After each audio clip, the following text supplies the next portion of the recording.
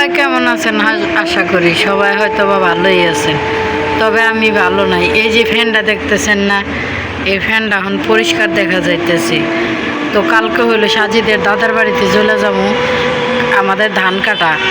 তো সকাল থেকে ধান কাটা, তো আমি ভাবলাম যে ফ্যানটা পরিষ্কার করে নেই, যেহেতু রাস্তাঘাটে নিয়ে যাবো আর ওইখানে নিয়ে যাবো, তাহলে ফ্যানটা পরিষ্কার করে নিয়ে নিই। ফ্যানটা পরিষ্কার করে নিয়ে নিলে অনেক বাতাস হইব, আর এখানে তো প্রচুর পরিমাণের গরম, তাহলে আমার ছেলের একটু আরামে ঘুমাইতে যাব। আরে কপাল আমার, আসলে আমার কপাল জন্মের থেকেই পোড়া। আমি ফ্যানটা পরিষ্কার করতে যাই, সাজি দিয়ে মগে পানি ফালায় দেয়, এখানে হয়তো ভিতরে পানি ঢুকছে, ফ্যানটা আমার কোনো কাজই করতেছে না, ফ্যানে কোনো কাজই করে না, সুইচ জ্বলেই না। তো এখন সেই ক্ষেত্রে আমি কি করবো, আমি কিছু বুঝতেও পারি না যে কি করবো না করবো।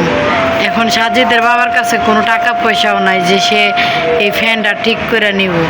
এখন আমি যদি এটা নষ্ট করে ফেলাইলাম, এখন আমি নষ্ট করছি বলতে গেলে, এখন সে আমারে দোষারোপ করবো যে আমি এটা নষ্ট করছি, যে তুমি কি লিগা ফ্যান পরিষ্কার করতে গেছো, এটা এমনিই থাকতো।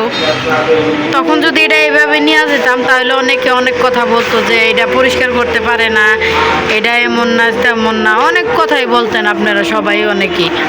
কিন্তু এখন পরিষ্কার করতে যায় যেহেতু পানি ফেলাই দিছে, সেই ক্ষেত্রে আমার ছেলের দোষটা হইব না, হইব আমার দোষ যে আমি এটা নষ্ট করছি।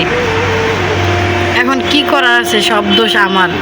এখন রাত পোহাইলে ঘর ভাড়া, আজকে 8 তারিখ, 10 তারিখের ভিতরে ঘর ভাড়া। এখন ঘর ভাড়াই আমার জোগাড় হয় নাই, এখন তার ভিতরে যে আমার ফ্যানটা নষ্ট হয়ে গেল, এখন কি করবো না করবো আমি বুঝতেছি না যে আমি কি করবো। আর আমরা দুইটা মানুষ গরমে থাকতে পারি, কিন্তু আমার বাচ্চারা তো গরমে থাকতে পারে না, ও গরম সহ্য করতে পারে না, সিজারের বাচ্চারা গরম একদম সহ্যই করতে পারে না।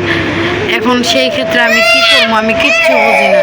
যাই হোক, সবাই একটু দোয়া করবেন যেন ফ্যানটা যেন তাড়াতাড়ি সুস্থ হয়ে যায়, মানে ভালো হয়ে যায়, আমি বলি সুস্থ হয়ে যায়। যাই হোক, ভুল কথা বইলা ফেলাইলাম, আইসা পড়তেছে, মানে দুঃখে কষ্টে ভয়ে কাজ করতেছে যে সাজিদের বাবা আইসা আমার কি বলবো। যাই হোক, সবাই ভালো থাকবেন, সুস্থ থাকবেন।